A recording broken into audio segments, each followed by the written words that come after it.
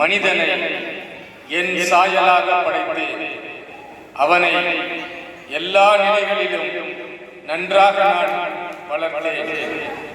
அதனால் அவன் என் விருப்பம் எதையும் நிறைவேற்றாமல் மனம் போன போக்கிலே போய்கொண்டிருக்கின்றான். எங்கு பார்த்தாலும் பாவங்கள் நிறைந்த உலகமே இன்று நடக்கின்றது. அவனை அழிக்க நான் விரும்பவில்லை. அவனை பாவத்திலிருந்து மீட்பதற்காக நான் ஒரு புதிய முயற்சியை மேற்கொண்டிருக்கின்றேன். நானே மனிதனாக பிறந்து அவனை மீட்கப் போகின்றேன். அதனால் நீ நாசரேத்து என்னும் ஊருக்கு செல். அங்கு ஒரு கன்னிப்பெண் இருப்பாள். அவளை நீ சந்திக்க வேண்டும். பின் நடப்பதை உனக்கு நான் தெளிவுபடுத்துவேன். ஆண்டவரே, உம் விருப்பத்தை நிறைவேற்றுகிறேன்.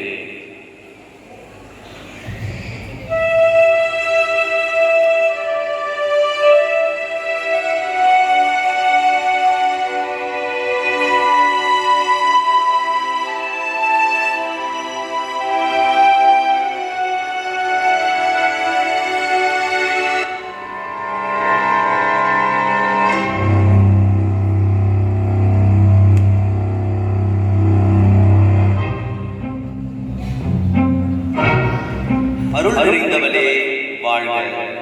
ஆண்டவர் உம்முடனே. மரியே அஞ்சாதே, கடவுளின் அருளை அடைந்துள்ளீர். இதோ உம் வயிற்றில் கருத்தரித்து ஒரு மகனை பெறுவீர். அவருக்கு இயேசு என்னும் பெயரிடுவீர். அவர் மேன்மை மிக்கவராயிருப்பார். உன்னதரின் மகன் எனப்படுவார். அவரது தந்தையான தாவீதின் அரியணையை ஆண்டவராகிய கடவுள் அவருக்கு அளிப்பார். அவர் யாக்கோபின் குலத்தின் மீது என்றென்றும் அரசாள்வார். அவரது ஆட்சிக்கு முடிவே இராது. இது எப்படி ஆகும்? நானோ கணவனை அறியேனே. பரிசுத்த ஆவி உம்மீது வருவார். உன்னதரின் வல்லமை உம்மேல் நிழலிடும். ஆதலின் பிறக்கும் திருக்குழந்தை கடவுளுடைய மகன் எனப்படும். இதோ உம் உறவினரான எலிசபெத்தும் முதிர்ந்த வயதில் ஒரு மகனை கருத்தரித்திருக்கிறார். மலடி எனப்படும் மகனுக்கு இது 6ஆம் மாதம். ஏனெனில் கடவுளால் ஆகாதது ஒன்றும் இல்லை.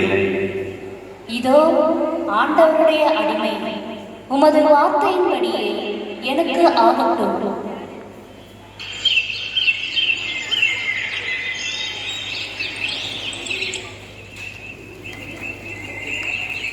எலிசபெத், எலிசபெத், யார் வந்திருக்கீங்க? நான் தான் மரியா வந்திருக்கேன்.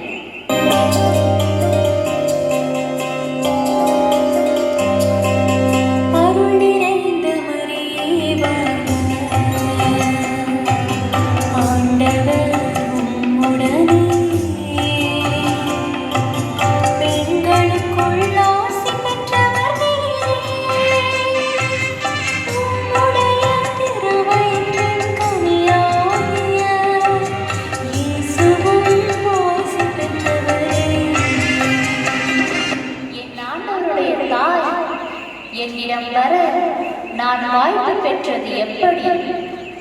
உமது வாழ்த்து என் காதில் ஒலித்ததும் என் வயிற்றில் உள்ள குழந்தை அக்களிப்பால் துள்ளியது. ஆண்டவர் சொன்ன வாக்கு நிறைவேறும் என்று விசுவசித்தவள் பேறு பெற்றவளே.